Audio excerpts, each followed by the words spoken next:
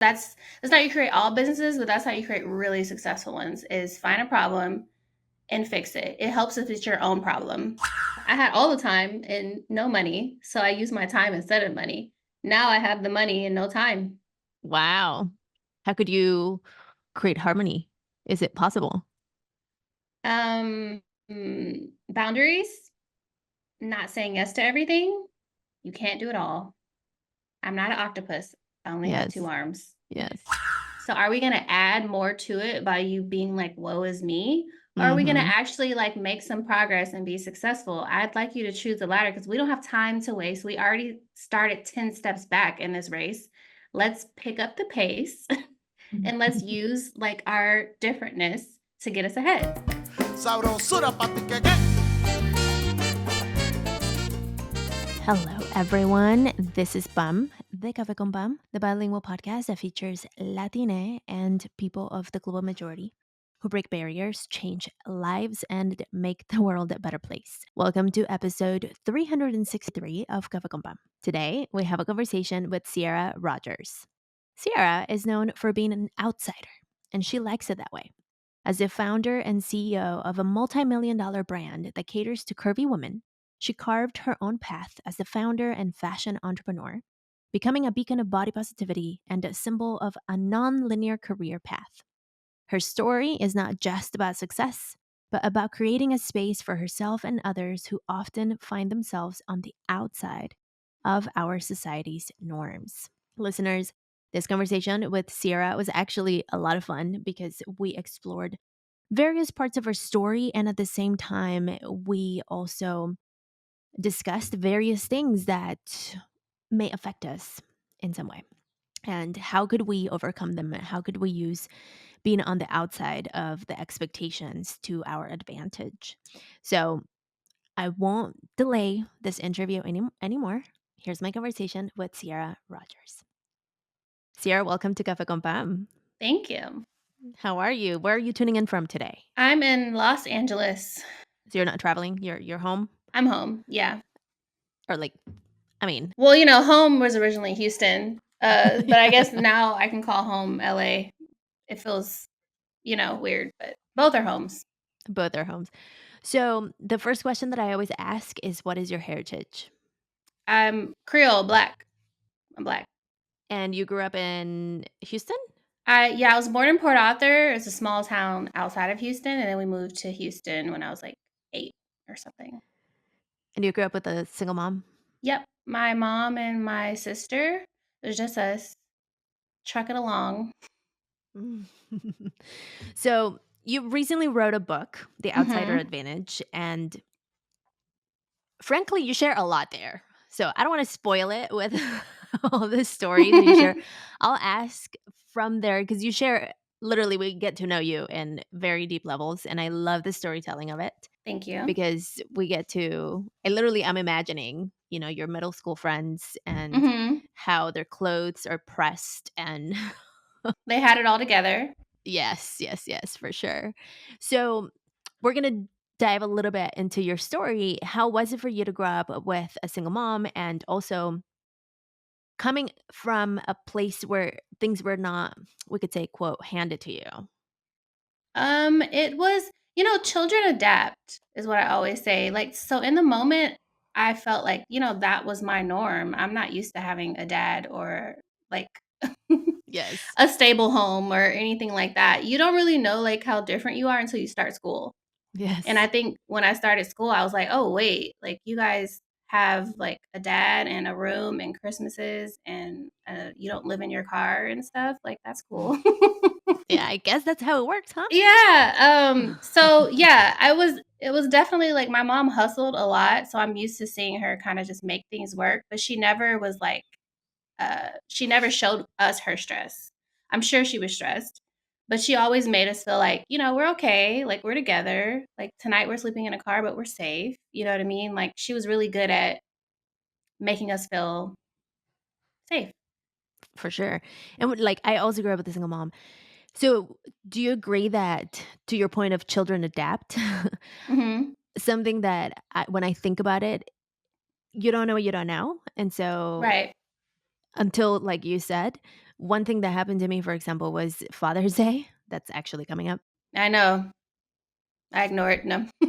Yeah, it's like, "Wait, do you have both your parents?" Like, Mhm. "What?" Like, It was that's it was cool. kinda like yeah, but it wasn't so much of a yearning Mm. in the moment until for me, when I grew up. Yeah. You're like, "This is nice." Like, life would have probably been a little different for me, like, my relationships with men, Right. everything. Now, my father was, like, kind of a lunatic, so I'm glad he's gone, so I don't think that I think in my case, it's best that he stayed away, but it would have been nice to have, like, a stable father figure, but that's just not what I had, and I'm glad that he's gone. Have you talked to your mom and your sister about those experiences and now looking back like, "Oh, we were actually, like, kinda, like, not in a, quote, traditional." Yeah, my sister in the moment, she was like, "This is shitty." I'm sorry to curse, but this is each kid is different. I'm Totally. a daydreamer, so I was like, "Oh, I'm somewhere else." I still do that now. Like, I can sit and be completely, like, somewhere else. Mhm. Me as a kid, I was like, "Oh, this is fine. Like, I'm fine." My sister is more aware of her surroundings, so she's like, "This is not fine." So Who's older? I'm older. Okay. Yeah, we're only a year and 3 months apart, but, we look at our childhood very differently. I'm like, "Oh, it's fine," and she's like, "Actually, you don't remember this, that, or the other because you blanked out." Yes. Yes, yes. I think I blocked a lot of stuff out in my childhood that she didn't, so, yeah, it's interesting hearing her perspective versus mine. It's fascinating to talk to your siblings about specific things because my sister's like your sister, because we create different perspectives Mhm. and totally my sister remembers something that I'm like, "No, that's not how it happened." Yeah, I'm And like, "Wait a minute, is that how it happened?" But it's also like, what I've learned writing the book is like, "Oh, maybe I was like a trauma response." I just kinda like mhm. yeah, so that's how I dealt with it. I'm uncomfortable, so I'm gonna go somewhere else. Because she explained situation things that aren't even book that I just wasn't comfortable with putting in the book. She explained situation, I'm like, "Wow," like, I felt like your body can feel that something happened, but sometimes your mind doesn't remember, if that makes sense. 100%. Totally. I'm an EFT practitioner, so I do tapping. I don't know if you're familiar with it. Mhm, It's a tool where we use our nervous system and meridian points. If you've heard of acupuncture, mm, we use the points in the body. And through my training, trauma is a big thing. mhm, And there's something called trauma capsules that we create in our brain that yeah, literally it's like a space of what we present self thinks of blanks. Like, no, I don't remember. I don't remember anything. mhm, It exists in the brain. It's just encapsulated so to keep us safe. So 100% it's a trauma response. yeah, it's interesting.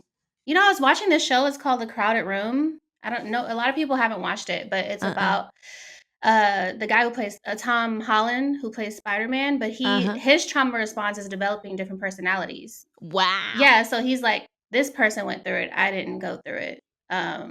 He had, like, a multiple personality syndrome, and I guess that's where it comes from, so trauma yeah, it's a tough thing. You either block it out, you experience it, or you may develop another personality to experience it, but it happened. Wow.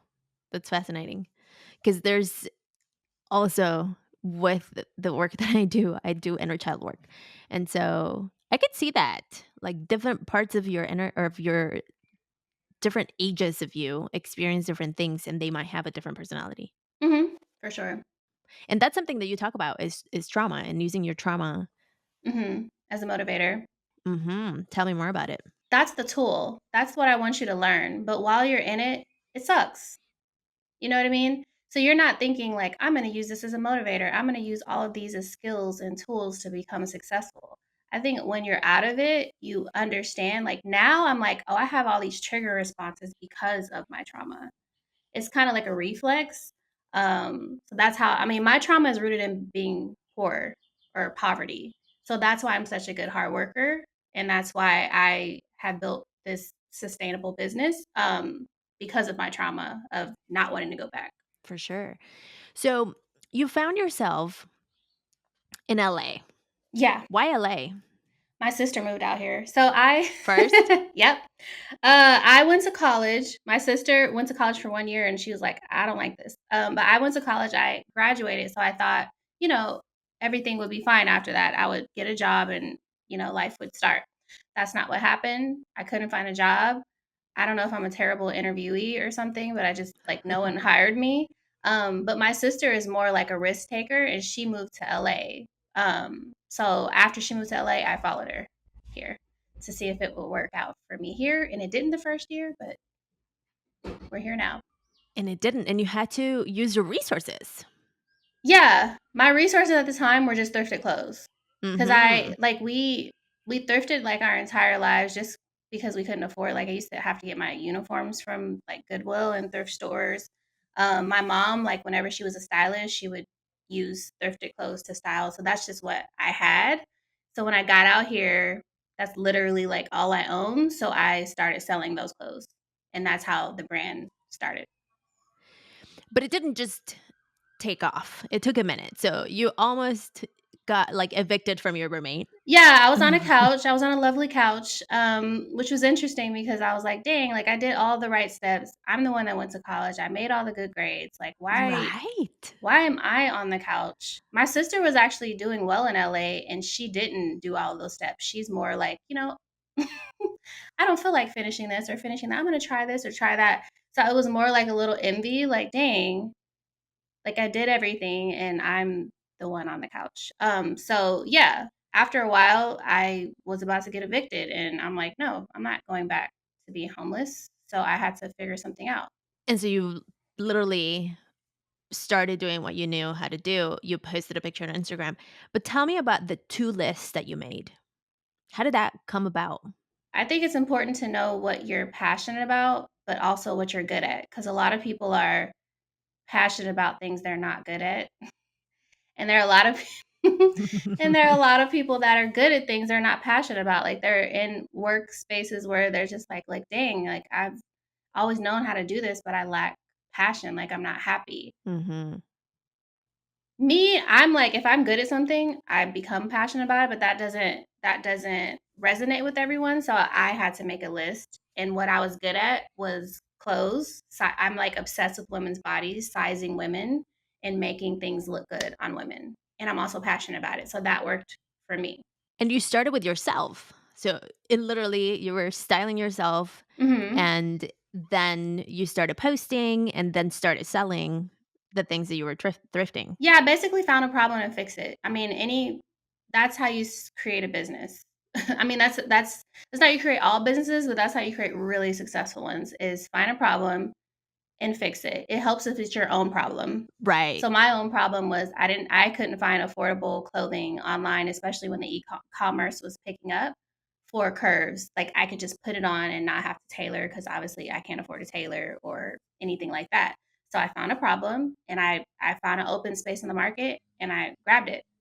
So in the book, you talk about the gremlin in your head, and Mhm. I wonder how loud was it then and how loud is it now? I think in the beginning, there wasn't much of a gremlin because I was building something and I didn't have anything to attack myself about yet. And you're kind of in like fight or flight mode. Like I had to make something work. I don't have time to like, woe Doubt? is me, doubt. Like, you know what I mean? Like when you're like, okay, we got to get this done. But now that I've built something and I have a following and there's expectations, the gremlin has gotten bigger because I have something to lose. So yeah, it's interesting. That's fascinating because personally, to me, and like obviously I don't have the huge success that you have, so I wonder if it's gonna get louder. It will. Woo. So in the beginning, it was like one thought that came to me was like, who are you to believe that you have authority to talk about XYZ? That didn't Mm. happen to you? Um, no, because I'm selling clothes. Your industry is different. You get Yeah. on a mic and I'm looking at you to teach me something, like there's a sense of authority that goes there.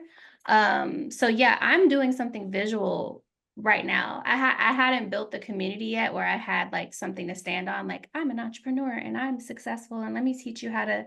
I wasn't there yet. Mm. So no, not for me in the beginning, but How now long did it, but now you have it. How long did it take you for you to believe that you were like to own that entrepreneur title? success, money, those things work for me. Like it's not like compliments don't work for me. Success, actual numbers. Because then once I see the numbers, I'm like, you know what? You can't tell me anything. Like I built this from nothing with no investors, no help. No one held my hand along the way. That gave me the confidence to be like, all right, I know what I'm doing. Proven results. Numbers don't lie. Numbers don't lie. How was it for you to ask for help? Because that's the other thing that you talk about is it's tapping onto your network, but when you don't have one, Right. It's tough because then it's like you can get the no, you can get ignored. It's risky now. So I had to learn how to use people. If I have a chapter calling yes. called "It's Okay to Use People," because moving out here is that's what I learned. Like it's about connections.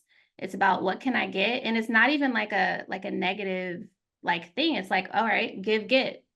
You know what I mean? Like that's how it was in the olden days. People exchanged resources. You have eggs, I'll give you bacon. You know what I mean? Like, Yes. it's an interesting place to be in when you're asking for the help because it's vulnerable. Because now the person knows you need my A help. little bit more. Yeah.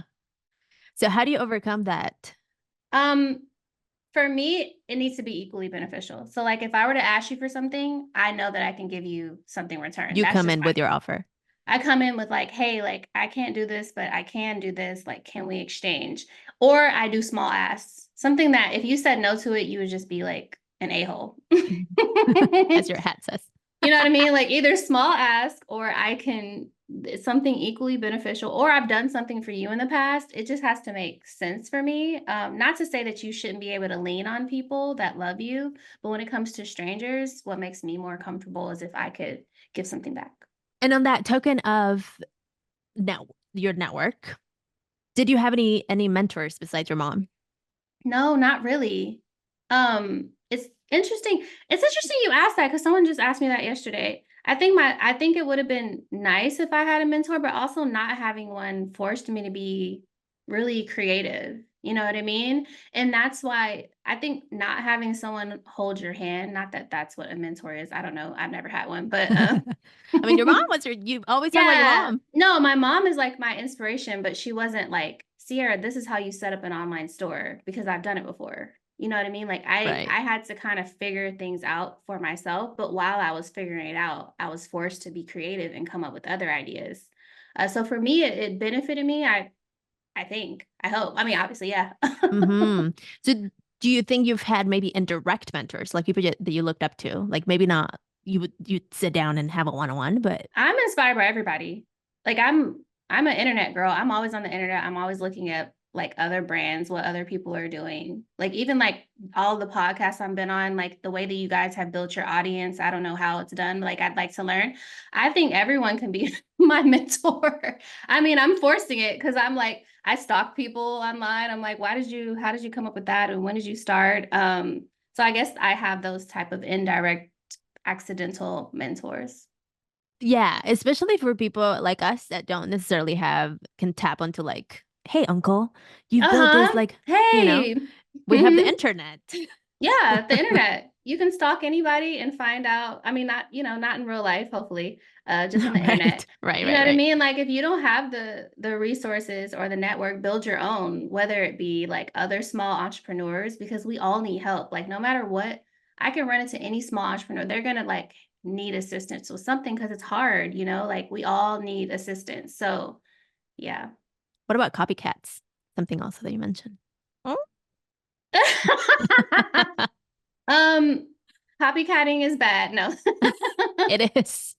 So do you see it as like because I've heard you talk about, people tapping onto you and like, hey, can we talk about like can we go for coffee? And then all of Then a it sudden ends it's up like, let me being just like like suck everything out of you. and not give me anything back. Right. So that happened a lot when I was in LA when I first got here because I was so excited and I never had anything before, so I just wanted to share. You know what I mean? I didn't know the ins and outs of keeping like a little bit of gatekeeping and a little bit of like, hey, like, who is this person? Like, what can they do for me? I wasn't in that. I'm like, yay, I have a business and I'm making money finally. And I just want everyone to make money too. But in that I was creating my own competition. I didn't even know. Yes. So how did you handle it?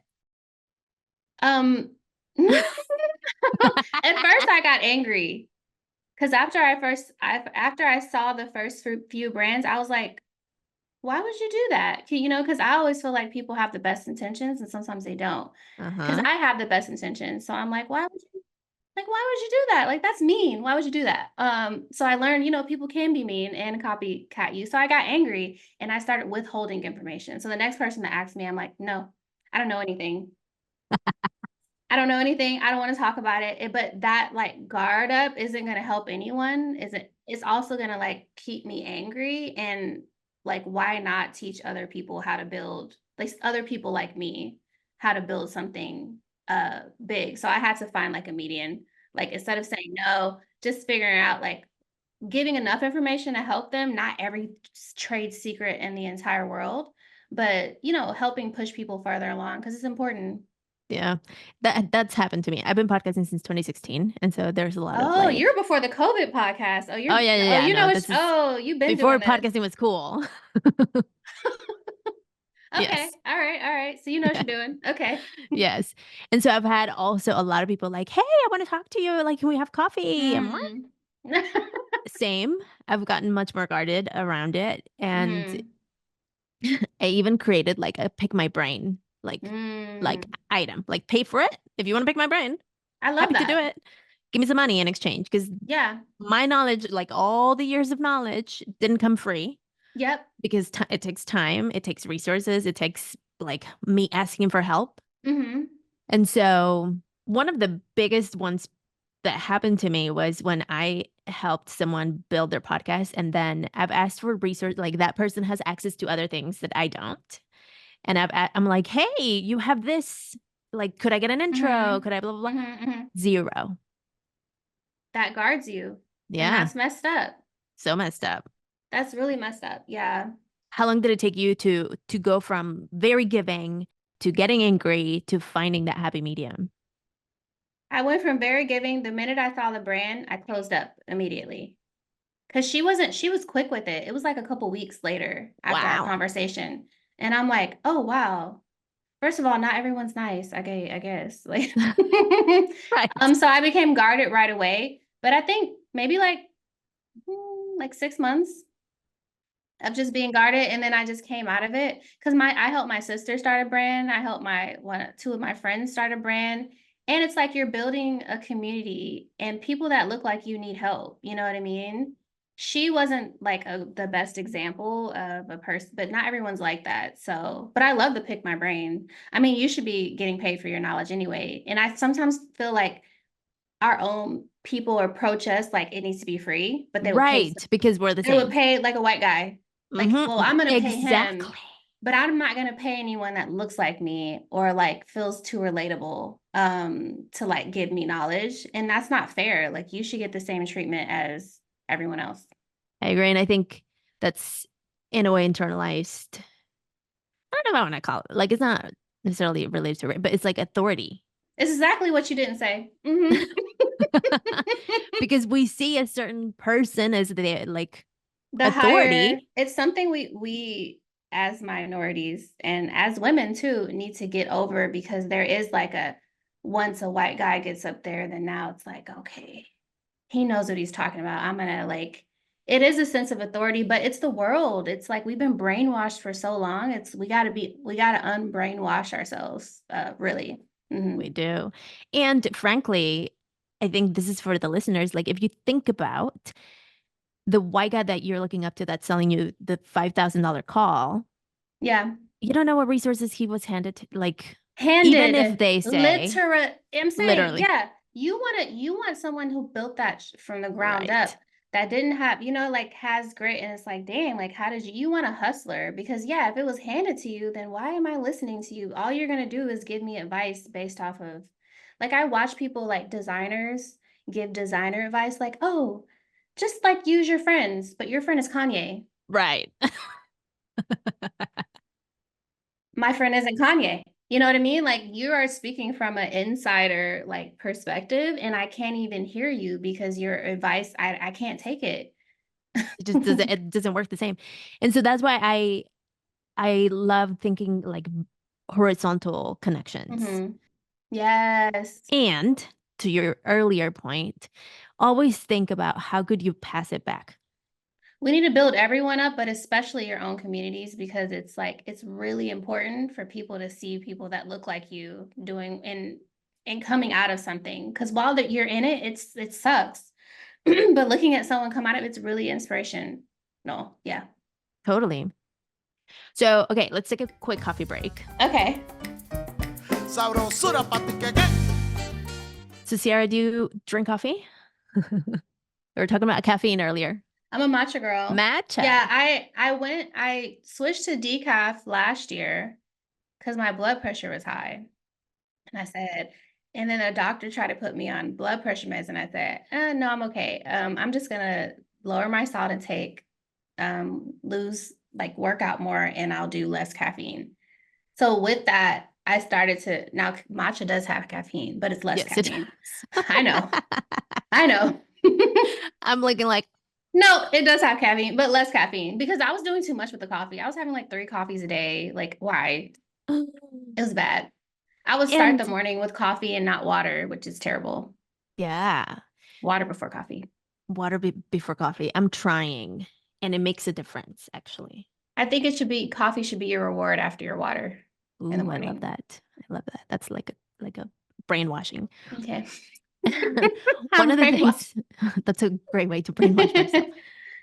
One of the things that I read in your book was when you like not having food and Hmm. how like speaking because we're in the coffee break, there's a part that you mention that only warm water could get you through the day Hmm. because there was no it was just warm water, it wasn't coffee. Hmm. Yeah. Right. Yeah, I'm used to not, I don't know, like as because we had a cooler. uh, Uh-huh. Um, so at one point in between like being in we've lived in a bunch of different situations. So we had like my mom's friend had a warehouse and we were on one side of it, and my mom had a like as a instead of a refrigerator, we had a cooler. Sometimes the cooler had stuff in it and sometimes it didn't. Mm. So it's like, yeah, I get adapting. I don't know. Like Mm-hmm. if I didn't have to eat today, I mean if I couldn't eat today, I'd be fine. Because I guess I'm so used to like the uncertainty of like my childhood that I'm just like, I don't know, nothing really phases me anymore. For sure. So now you drink matcha. I do a lot. Do you make it or do you buy I it? make it, yeah, I make it and I buy it. Nice. I buy it for a treat because they're doing too much with these coffee prices. They They're are doing doing too too much. much. Like I'm like, what is going on? So I have matcha at home and I have the to-go cups at home because it makes it Nice. different. I need the straw in the to-go cup to make me feel like I'm on the go for some reason. I don't know why. Nice. It's another brainwashy thing. So yeah, I make it, but I'll buy it as like a treat. Amazing. And Hmm. it's just regular matcha. Do you add sugar or anything I add honey. nice? Hmm. You know, and a little oomph. A little something. For sure, for sure. So on my end, I'm drinking mushroom coffee, Oh, I love my mushroom usual. coffee. Yeah, it helps with my ADHD, with my focus. You know, it's just super fun. They also have a mushroom matcha thing that I want to try. Ooh. I'm gonna do that. See, now you got me. I'm not gonna finish this, and I'm gonna go get that after this. Get the mushroom matcha. Yeah. Nice. Okay, let's get back to the show. So, Sierra, you talk about, I mean, the book is just so in depth. One of my favorite things is the roadmap, actually, Okay. because you get to kind of like also compare and contrast the traditional path that we've been sold Yes. versus what actually What happens, actually especially happened? to people like us. Yeah. Uh-huh. I mean, to most people, I don't know who has gone on the traditional. I haven't met them. Right. I have met them Okay. and How are they? I mean, they just live in a very entitled way, which is Okay. fascinating. Okay. I have a friend of mine, speaking of mentors, he kind of like adopted me. He's a rich white guy.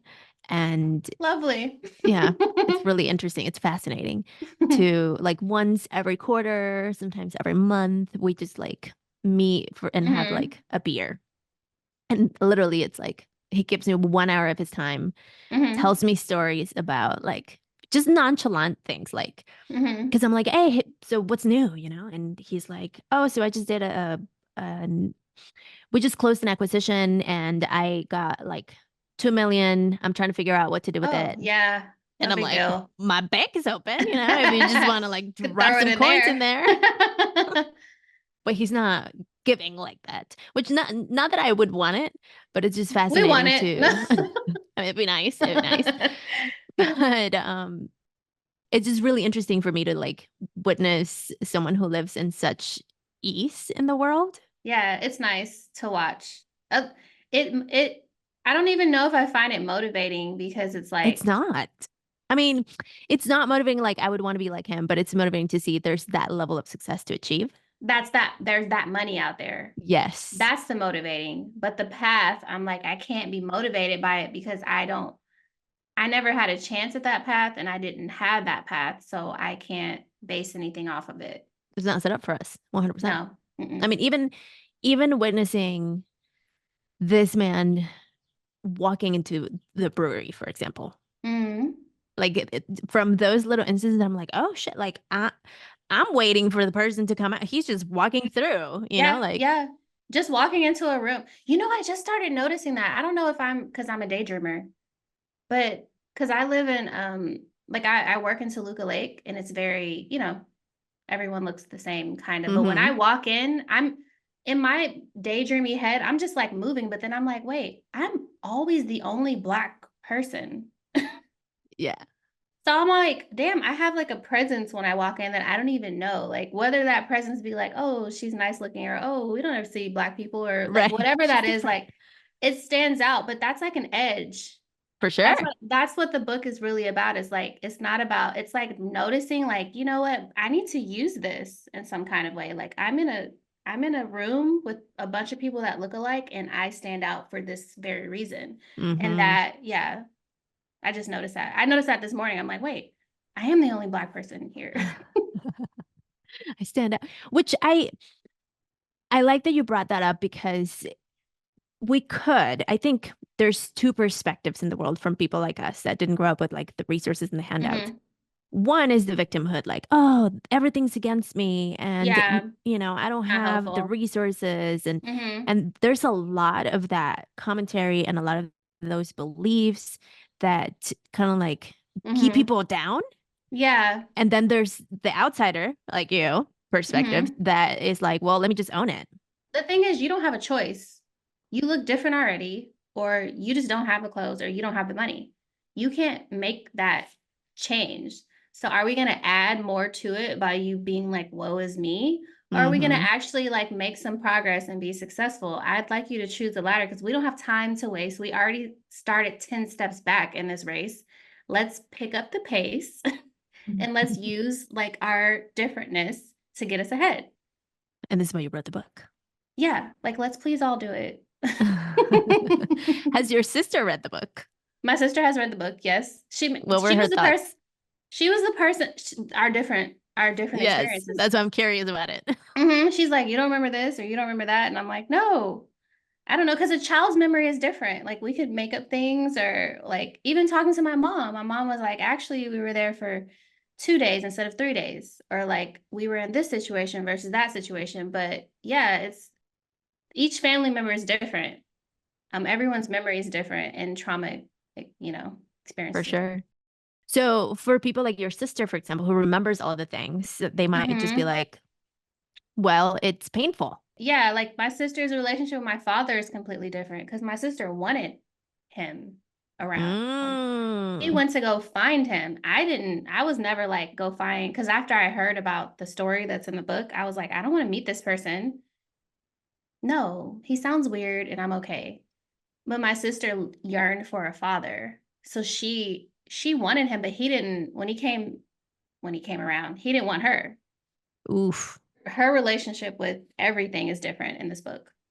for sure. And so tell us, because we're running out of time. Yeah. Um, We must do this again. I know. Where can we find the book? Where can we find it more about you? I mean, I'm sure people already know about you, but like just drop all the places. CieraRogers.com is like the easiest place because everything's there. The brand, the book. And then if you want to go to my Instagram, say, hey, Ciera Rogers. Amazing. So what's next for you now that the book is, let's see, this comes out right before the book comes out. Yeah, June So, 18th. uh-huh.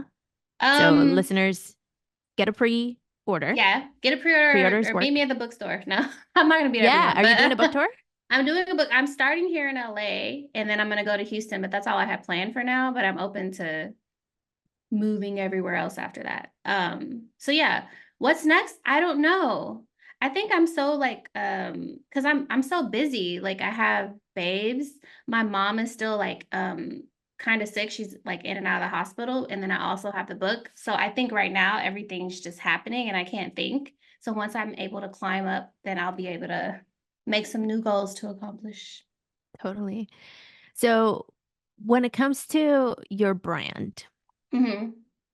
what was harder? Because this is something that for people that have built multi-million-dollar businesses, Hmm. I like to ask this question. Was it your first 1,000, your first 10,000, your first 100,000, or your first million? 1,000. Yes. Because I was trying to get off the couch and like build And that was something. rent. The 100 was like it made me feel the best. Like saving it and not having to touch it, that made me feel like okay, like I can keep moving. But the first 1,000 so hard. Mm. So then you made your first 1,000, your first 10,000. Yeah, I went from I had small goals, 1,000, 2,000, to 3,000. I don't.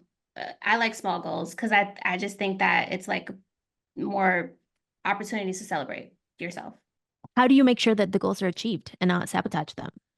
I feel like sometimes people sabotage their goals, especially people. Well, let me just give a Hmm. little Hmm. context, especially people talking about the relationship with money. People that haven't had it and then all of a sudden you do. I don't know if this happened to you to where you didn't quite feel adequate to hold it or Mm. manage it. Hmm. No, I felt pretty adequate. Yay. Because I worked so hard, you know what I mean? Like, and I felt like I had been through so much. And when you don't have help, it's like you're like proving, you feel like you're proving people wrong, even though no one's like probably rooting against you. Or even That like, yourself you know what I mean? Or prove, yeah, it's just or the like gremlin. it's the gremlin. Because everyone around me was pretty supportive. I was just like, like I was talking to my sister the other day, life was just so hard. Like it's always something, like I'm like, why is it so hard for us? And it's easier for everyone else. Like that is one question I would have for the universe. Mm, So when I started like conquering those goals, I felt like, yeah, no, I wasn't sabotaging myself. I'm like, I'm doing this. Like I'm proud of myself. I'm succeeding. The numbers don't lie. yes. What does money bring to you? Security. I like security. I like knowing that if babes stopped today, I could survive a little bit. Because you have that foundation. I have a little foundation. I think it's important I feel safer with security because I lacked it so much growing up. Hmm. If you were to start Babes again all over, what would you do different? It'd be hard because the internet's so saturated. Oh my gosh, I wouldn't be the face of it. So when I first came, I was different looking because I was showing my cellulite and it was like, oh wow, she's showing her dimples of her butt and this is crazy. That's not like impressive now. I'd have to find like a different face A or bigger a edge? different like angle if I were to be building it now. I don't know what that would be, but it wouldn't start on Instagram. It'd have to be TikTok or something else. How have you dealt with criticism? um I use it. Mm. My sister just texted me before that. She said, "Stop being so hard on yourself." She's like, "You overthink everything and you pay attention to everything. Like my Do sister, you? I do. Huh? Like I'm supposed to post this partnership video with Goodwill after this. I kind of want to send it to you to get your opinion. And Yeah. Do. I've watched it like 30 times, and my sister's like, no one is going to even watch it that many times. Like you are Like to see like, the little tiny details. you know what I mean? I just feel like, yeah, I overthink everything. I forgot the question. What was the question? How do you deal with criticism? Oh So, yeah. are you your biggest critic? Yeah. Have you gotten like harsh criticism? Like, I wonder if in the beginning. When I was showing myself, yeah, I've gotten harsh criticism, like ugly messages. I mean, I have a big following, so I've seen it all. Like attacks on anything I put vulnerable out there has been attacked. I just think that because I'm used to it, I'm like I have the armor for it. I'm ready for it. Or sometimes I feel like I should put my fist down because it's not coming. But I walk around like this a lot, and I need to work on that. It's fine. The softness of it. Hmm. It's hard. I mean, especially when you've gone through some things and you're like, well, how would I know that you're not going to hurt me? Protect yourself. But also like don't stress yourself out because sometimes people are there with good intentions, and if you have your fist up, you're gonna block yourself from your blessings. Totally. And I'm so curious about your sister and you because you're so close in age and you have such different perspectives. And so this message that she just texted Hmm. you, does she overthink Nope. this? She puts it out there to see what is gonna stick. She's like, the more I put out there, numbers, right? Like if I put 100 things out there, something's gonna stick, and I don't care what any of you say. You know what I mean? Like it's fine. Would you say that if you didn't overthink so much, you would be more successful? Probably. Yes. Yeah, because there's a lot of things I don't put out in the world because I've doubted it so much. Even like this girl I met yesterday, she was like, "Yeah, I want to start a clothing line, but," and I'm like, "Girl, all these buts, you lost me with the buts. Mm. Put it out there, and it'll work or it won't work. And if it doesn't work, find out why it didn't work, and then do something else. So it definitely can hold you back a lot. I'm glad we're talking about this because I'm like experiencing it now. I'm like, Ooh. over, stop overthinking. Stop overthinking. So, do you want to do some quick rapid fires? Okay, I'll do my best. What is the biggest success you're celebrating still? $1 million. What is a lesson you're still learning? The hard on yourself thing. Stop attacking myself. Well, because it's not helpful. Mm. Hmm. Did you have an I made it moment? I like the Lizzo moment when Lizzo posted and she said, Posted, yeah. and she did it organically, and she was like, "I just like this brand. This isn't paid." And I was like, "Oh, okay, Lizzo, that's nice." That's a nice one. That made me feel good. For sure, for sure. What is something you've been putting off for months? I have a long All the list. things came. Um, Months or years. Ooh, I started writing a script before the book, for a movie? a movie. I started writing a script, all girl thriller, back in 2019, and it's just been sitting on my computer. Well, it's on tape now. I People know. are, Once you put it out in the world, it's like, oh, now I I have to guess do it it. has to come through Yeah. after the book, after the book. Yeah. But it's there. Okay, Hmm. listeners, we have to hold Ciera accountable. Please. What is love? Um, what is love? Hmm. Wanting to me, because I guess I'm relating into my relationship, like actually wanting the best for someone despite yourself. Ooh, like selfless. Yeah. Joy or peace? Peace, Discipline or habits? discipline. They didn't think I could blank, but I did. um, I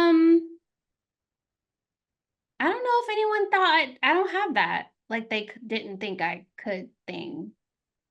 Um, I felt like I didn't think I could, maybe. Ah, the gremlin. The gremlin did. But other people, no, I think it's like, yeah, makes sense. She She a hustler. She was gonna do something. Eventually. I mean, I love the stripper story, or like read Oh the book. yeah. I wasn't a stripper. I was okay, but yeah, Yes. you read it. Yes. I was like, Okay. wait a minute, Someone what? was a stripper. Somebody was, Yeah. yes, it's a great, I had to read it again because I'm like, wait, you did what? It's a good idea. Great idea. When I go to a strip club, I think about it all the time. I'm like, this is what we should have been doing. 100%. I mean, it's like, it's a great story. They're throwing You money have on the to read the book. floor. When you throw money on the floor, I'm like, you don't respect your money. Let's see how we can get a part of We this. need to make it work better. And I think that's a great business model actually, because it's a very like, I don't know. I feel like the way that I saw it when I read it, I was like, oh, this is a very much like women empower women type thing. Like, let's work together. Yeah, well done. What is a talk you can do without prep? A talk I can do without prep. What do you mean? Like a, Like if you were to like speak in front of like high schoolers. oh, um, hmm, something business marketing. Like if you were to be like, I want to sell toilet tissue or something, I'd try to think of like, I feel like those things come off the whim Mm-hmm. versus the other things I have to think about. Mm. Give me blank and I will blank.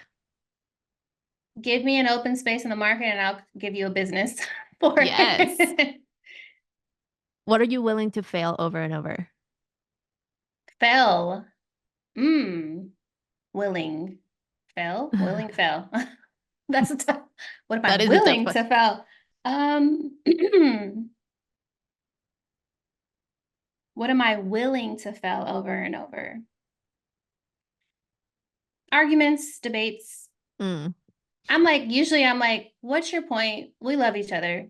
What are you trying to get at? Because I'm like, you win. Yes. Yes. Hmm. What are you creating right today?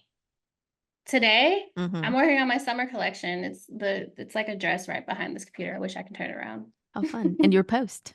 You need to Oh post. yeah, I need to do that. That's created. You just have to post it, right? Yeah, but you know me, I overthink it. So I text my marketing manager and I said, I don't really like the pacing of it. And she says, Ciera, you're overthinking it. And I'm like, yeah. So Probably. my reflex was like, well, your face isn't on it, so you're not overthinking it enough. No, uh, that's what I'm going through So right two now. things you're creating today. What is stopping you? Time. That's interesting because in the book, there's a chapter where you talk about time. And it's in time but when you don't have money. I had it then. Mm. Now I have less of it. People take it away from you, apparently. Yeah, I had all the time and no money, so I used my time instead of money. Now I have the money and no time. Wow. How could you create harmony? Is it possible? Boundaries, not saying yes to everything. You can't do it all. I'm not an octopus. I only have two arms. Yes. Yes. In one brain. Yeah. Totally. What is the future? Hopefully I can do something. This is big, but I feel like I have something in me to do something like bigger. Like the more I look at the world, the more I feel so like I feel small and I feel like I haven't like not changed it, but I could be doing more. You know what I mean? Mm. That's exciting. Yeah. So you don't have an answer yet. I don't have an answer yet, but I want to do something that actually changes something or helps something, especially with the way the world looks like right now. Mm-hmm. Indeed. If I gave you $100, what would you do? Put it in my pocket. Thank you. I'd be like, what do you want for this? Yeah, I put it in my pocket. Thank you. And ask you what you wanted for it. I save. I'd add it to my savings. Thank you very much. Yes. What if I told you you had to spend it on you? Oh, spend it on me? Hmm. I probably put in an ad or something. On you, like, Oh, on me. I'm not the yes, ad? Okay. I I'm not know. bad. Petty. A pedicure. Maybe a pedicure or some groceries or something. Like some Okay. water, bottles of water. Bottled water. So, how did you decide that it was time to hire your first person? There was too many packages. I needed to the first person I hired was a packager so that I could keep up with emails. and also model and do all those things. Yeah, It because you just were the got face. You're still the face. yeah, it was a lot, and I couldn't like go do the packages, packager for sure. It's because you couldn't do it.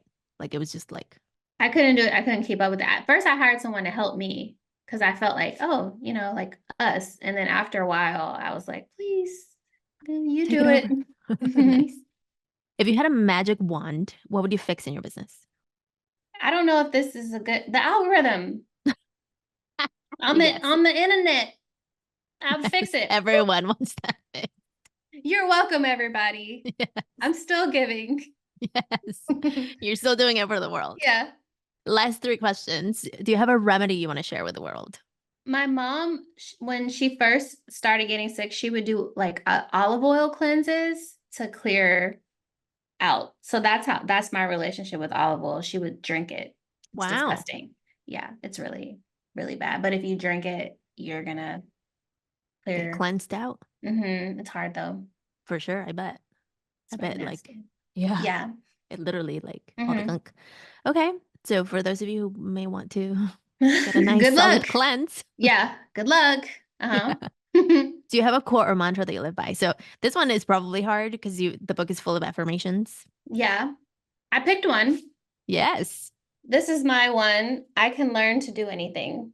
Ooh. Yay. I like that. And do you have a productivity tip, trick, or tool that you want to share with us? I think saying it out loud to someone else so they can hold you accountable. Accountability.